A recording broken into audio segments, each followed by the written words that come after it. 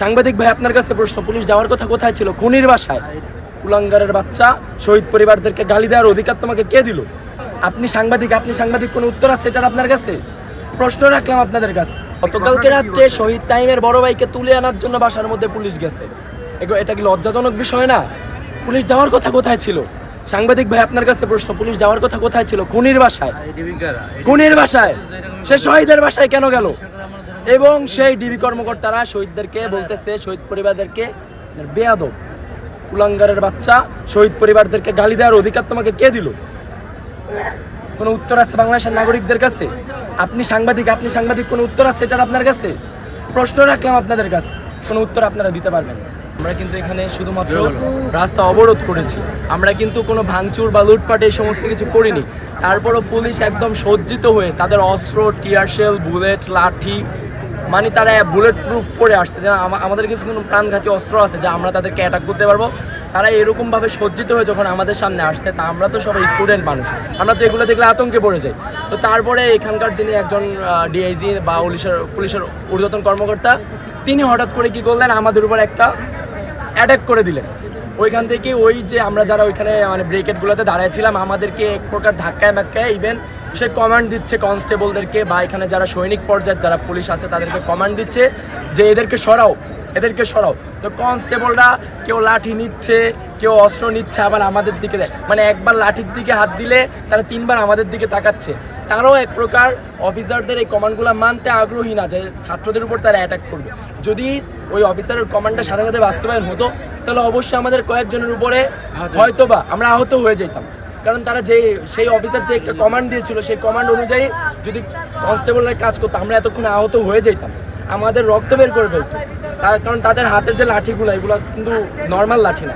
Even আপনার একটা প্রশ্নের উত্তর, সেটা হচ্ছে যে আপনি আমাকে একটা প্রশ্ন করেছিলেন যে এই সরকারের, আমি শহীদদের বিচার চাইতে এসে এখানে অন্য একটা জিনিস অ্যাড করতেছি, সেটা হচ্ছে যে ডিমের পিস 15 টাকা, ডিমের হালি 60 টাকা।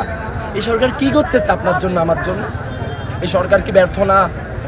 আপনাদের সহযোগিতা দিত আপনাদের বাংলাদেশের নাগরিকদের কাছে আমার প্রশ্ন, আপনারা কি মনে করেন যে বাংলাদেশ পুলিশ অনেক দুর্বল? সেনাবাহিনী, বিজিবি, অন্যান্য ফোর্স বাদ দিলাম, শুধুমাত্র বাংলাদেশ পুলিশ অনেক দুর্বল না?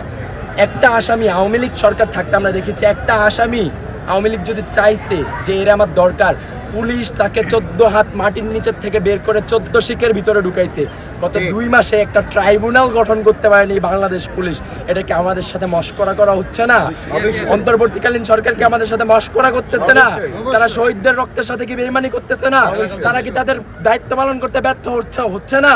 তারা কেন স্বীকার করতেছে না?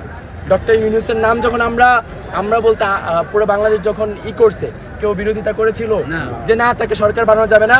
সবাই তার পক্ষে ছিল, সবাই এই মুখটার দিকে চেয়ে আসে। তিনি আমাদের বাংলাদেশের অনেক সিনিয়র একজন লোক, মানে কি বলে, মানে সুপরিচিত জন এবং বাংলাদেশের একজন জ্যেষ্ঠ নাগরিক, সিনিয়র সিটিজেন। আমরা তার উপর ভরসা করে তাকে অন্তর্বর্তীকালীন সরকারের প্রধান বানিয়ে তার সরকার গঠন করা হয়েছে। তা আপনি বলেন না ভাই, এই পর্যন্ত আপনি কি পরিবর্তন দেখেছেন? একমাত্র কি আওয়ামী লীগ বাংলাদেশের মধ্যে নৈরাজকতা করেছিল, না আরও কেউ করেছিল? যদি আরও কেউ করে থাকে, তাহলে কেন শুধুমাত্র আওয়ামী লীগই বিতাড়িত হলো? কেন আওয়ামী লীগই গ্রেপ্তার হলো? বাকিরা কোথায় গেল? বাকি লোকগুলা কোথায় গেল? অন্তর্বর্তীকালীন গত 2 মাস কি করেছে? তারা তো এই পর্যন্ত দেখলাম না একজনকে বের করতে পারল। ডিবিতে এক পুলিশ কর্মকর্তা তার নেতৃত্বে ছাত্রদেরকে হত্যা করে, বর্তমানে সে, নাম বলবো না, ওই যে নাম বললে চাকরি থাকবে না, নাম বললে আমার বাসায় রাত্রে পুলিশ যাবে, নাম বলবো না, সে বর্তমানে আমার থানায় দায়িত্বরত আছে। আমি আফসোসের সাথে বলতে চাই, আমি নাজমুল তাকে ফুল দিয়ে, মানে আমরা আরো অনেকজনে ছিলাম এখানে, আমিও ছিলাম, ফুল দিয়ে তাকে শুভেচ্ছা জানাইছি। মানে আমার পায়ের জুতা খুলে আমার মাথায় মারেন, কেন এই খুনিকে আমি ফুল দিয়ে বরণ করেছিলাম? যদি আমি জানতাম সে খুনি, তার নেতৃত্বে, সেই পুলিশ কর্মকর্তার নেতৃত্বে আমার 12 জন, 1 জন নয় 2 জন নয় 12 জন ভাইকে এই শাহবাগের মোড়ে হত্যা করা হয়েছে। ওই কুলাঙ্গারকে আমি আমার থানার মধ্যে যোগ দেওয়ার আগে চিটাগাং ওভার ব্রিজের মধ্যে উল্টা করে ঝুলে দিতাম, কিন্তু পারিনি। এগুলো হচ্ছে আমাদের ব্যর্থতা, আমরা স্বীকার করতেছি। এখন অন্তর্বর্তীকালীন সরকার যদি তাদের ব্যর্থতা স্বীকার করে, দায়িত্ব পালন করতে পারতেছে না, এটা যদি স্বীকার করে পথ ছেড়ে দেখ, অন্য কেউ আসুক। আর যদি না, তারা ব্যর্থতা স্বীকার করতে রাজি নয়, তাহলে তারা নিজেদের কাজ সুষ্ঠুভাবে করুক।